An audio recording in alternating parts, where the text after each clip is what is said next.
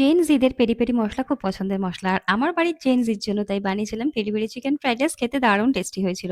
কিছুই না, অল্প একটু বোনলেস চিকেন ভালোমতো ধুয়ে নিয়ে ছোট ছোট করে টুকরো করে নিয়েছি। তার মধ্যে নুন, গোলমরিচ গুঁড়ো, পেরি পেরি মশলা, সয়া সস, আদা, কাঁচা লঙ্কা, রসুনের পেস্ট, একটা ডিম দিয়ে ভালোমতো মাখিয়ে নিয়ে বাইন্ডিং এ ময়দা আর কর্নফ্লাওয়ার দিয়েছি।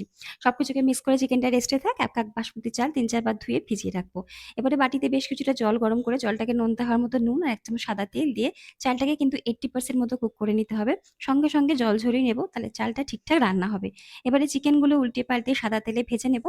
অল্প একটু চিকেন ভাজার তেল নিয়ে ওর মধ্যে রসুন, আদা কুচি, কাঁচা লঙ্কা কুচি ভেজে নিয়ে পেঁয়াজ কুচি ভাজবো।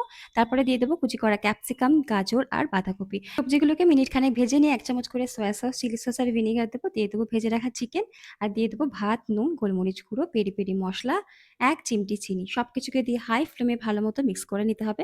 নামানোর আগে ধনেপাতা কুচি ছড়িয়ে নামিয়ে গরম গরম পরিবেশন করব।